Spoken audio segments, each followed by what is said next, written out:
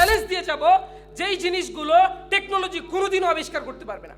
First SSC, সেটার সর্বোচ্চ গতি হচ্ছে আপনার 1200 kilometre, 1228 kilometre per hour. NASA X-15, এটার সর্বোচ্চ গতি হচ্ছে প্রায় 7000 কিলোমিটার, 7400 কিলোমিটার। কোরআনে বর্ণিত এমন কিছু জিনিস আমি কোট করেছি, আমি অনুসন্ধান করে দেখেছি, যেই সমস্ত জিনিস কিয়ামত পর্যন্ত আমি চ্যালেঞ্জ দিয়ে যাব যেই জিনিসগুলো টেকনোলজি কোনোদিনও আবিষ্কার করতে পারবে না। হযরত সুলাইমান আলাইহিস সালামের সময় যেই ব্যক্তি হযরত সুলাইমান আলাইহিস সালামকে ওই বালকিসের যেই আরশটা আনার ক্ষেত্রে সহায়তা করেছিলেন, তার নাম হচ্ছে আসিফ ইবনে বারখিয়া। قال الذي عنده علم من الكتاب انا آتيك به قبل ان يرتد اليك طرفك। মুফাসসিরিনে কেরাম যেই বক্তব্য দিয়েছেন সেগুলোকে অ্যানালাইসিস করে আমি যেটা বের করেছি, আসিফ ইবনে বারখিয়া রাহিমাহুল্লাহ তিনি হযরত সুলাইমান আলাইহিস সালামের কাছে ওই যে আরশটা সেটা এনে দিয়েছিলেন মাত্র 0.25, অর্থাৎ 1 সেকেন্ডের 4 ভাগের 1 ভাগ সময়ের মধ্যে।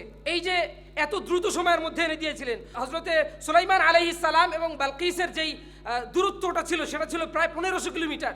পৃথিবীর মধ্যে বর্তমান জমানায় সবচেয়ে দ্রুতগামী যে যানবাহন সেটা হচ্ছে 3টা। একটা হচ্ছে ভূমির উপর দিয়ে চলে, সেটার নাম হচ্ছে থ্রাস্ট এসএসসি, সেটার সর্বোচ্চ গতি হচ্ছে আপনার 1200 কিলোমিটার, 1228 কিলোমিটার পার আওয়ার।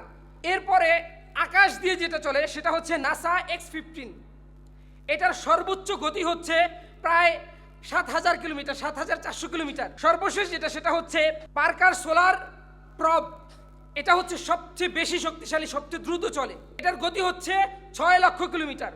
সবগুলোকে যদি হিসাব করি, হযরত আসিফ ইবনে বারখিয়া যেই সময়ের মধ্যে হযরত সুলাইমান আলাইহিস সালামের কাছে বালকিসের যেই আরশটা এনে দিয়েছিলেন, ওই সময়টুকু অর্থাৎ 0.25 সেকেন্ড, এই সময়টুকুর মধ্যে পৃথিবীর সবচেয়ে দ্রুতগামী ভূমিতে যেটা চলে সেটা যেতে পারবে মাত্র 65 মিটার। আর দ্বিতীয় যেটা সেটা আকাশে চলে সেটা যেতে পারবে সর্বোচ্চ 1/2 কিলোমিটার, 505 মিটার।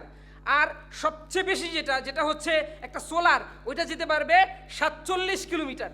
তাহলে পৃথিবীর সবচেয়ে শেষ টেকনোলজি, আমরা আছি সর্বশেষ জমানায় এখন, সেখানে এসে বিশ্ব এখনো পর্যন্ত কোরআনে বর্ণিত যে টেকনোলজি যেটার দিকে ইঙ্গিত করেছে সেটার কাছেও যেতে পারে নাই। তাইলে ইসলাম কিভাবে ওল্ড একটা ধর্ম হয়?